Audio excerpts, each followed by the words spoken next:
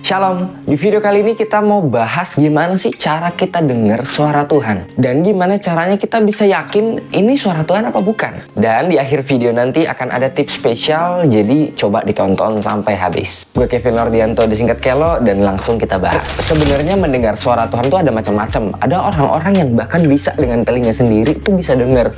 Bener-bener audible, ada suara di telinga mereka gitu. Tapi nggak semua orang juga seperti itu. Ada orang yang muncul dalam hatinya sebuah keinginan, kerinduan atau apapun itu untuk ngelakuin something, misalnya mungkin tergerak untuk didoain atau apa, untuk nabur misalnya. Ada juga yang tergelitik hatinya, tergerak hatinya waktu mereka baca firman, lalu pas mungkin ada ayat yang ini konfirmasi nih. Ya ada juga yang seperti itu, bahkan mungkin lewat orang-orang lain, karena Tuhan bisa pakai siapa aja untuk ngomong sama kita. Pemimpin rohanimu di gereja, orang tua, saudara, teman, siapapun. Nah, tinggalkan pertanyaannya, gimana sih kita yakin ini suara Tuhan, suara gue sendiri, suara hati gue sendiri, keinginan gue sendiri, atau malah si jahat yang ngomong? Gimana cara bedain tiga ini? Makanya kita perlu tahu ciri-cirinya suara Tuhan itu gimana sih? Langsung aja coba praktekin. Pokoknya ciri-ciri yang pertama ini yang absolut banget. Suara Tuhan itu yang kamu dengar mungkin di hatimu, mungkin kamu dengar pakai telingamu, atau orang lain kasih tahu ke kamu, itu sudah pasti tidak melanggar ini, tidak melanggar firman-Nya sendiri. Iya dong, nggak mungkin kan? Bertolak belakang itu nggak mungkin. Yang ada harusnya saling nopang, saling nguatin, kayak diteguhin lagi. Oh iya, ada loh di Alkitab bahas soal itu. Bukannya melanggar, malah memang saling nguatin satu sama lain. Nah itu, salah satu cirinya begitu. Tidak melanggar firman Tuhan. Tapi misalnya, banyak orang Kristen terjebak di sini juga. Misalnya lu nanya, Tuhan emang gue harus ampunin dia? Terus lu tunggu jawaban. Sebenarnya nggak perlu ditunggu jawaban seperti itu, karena udah ada jawabannya di sini.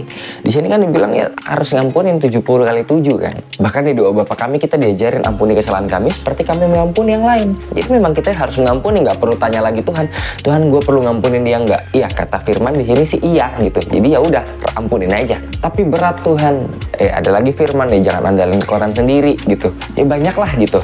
Ciri-ciri yang kedua, suara Tuhan itu supposed to be nggak bikin kita tertuduh, nggak bikin kita terintimidasi, malah sebaliknya bikin kita itu damai sejahtera.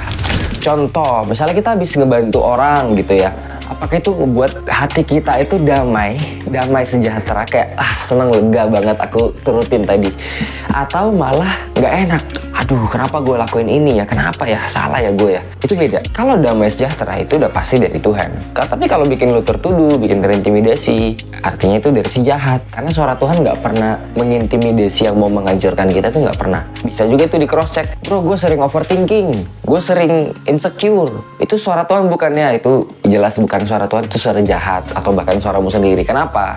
Karena Bapak bukan Bapak yang menuduh-nuduh begitu, bukan Bapak yang bikin kamu pusing dengan overthinking, bukan. Tapi Bapak yang minta serahkan segala kekhawatiranmu padaku. Itu Tuhan yang kita sembah.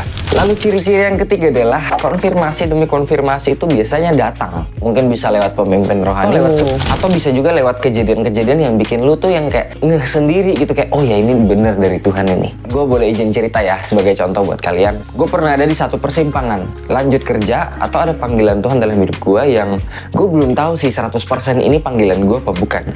Tapi kayaknya gue mau nyoba karena ada jalan yang kebuka gitu, ada yang nawarin.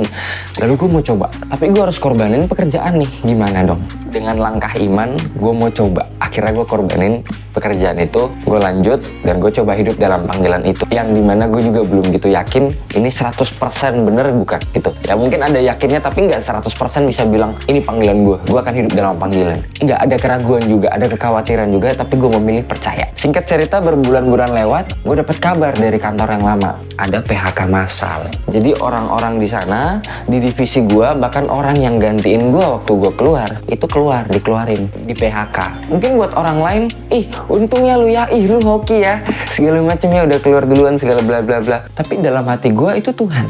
Itu bisa nggak sendiri, ini Tuhan nih, iya bener nih jalan yang gue pilih ini nih. itu buat gue sebuah konfirmasi yang bisa nguatin gue. Ya, lu dalam on track, lu dalam track yang tepat, lu dalam jalan yang tepat, lakuin aja. Tapi kan kadang manusia begitu ya, udah dapat konfirmasi juga masih ragu gitu, masih minta konfirmasi yang lain. Jadi sebenarnya kesimpulannya aja ya, kita tuh cuma butuh peka. Gimana caranya peka? Kita butuh kenal dia. Kalau lu tutup mata, emak lu manggil, bapak lu manggil, atau temen deket lu manggil, lu bisa tahu itu suara mereka tanpa lu lihat muka mereka. Kenapa? Udah deket, udah kenal. Sama, kalau kita udah deket sama Tuhan, udah kenal sama Tuhan, harusnya kita tahu suaranya seperti apa.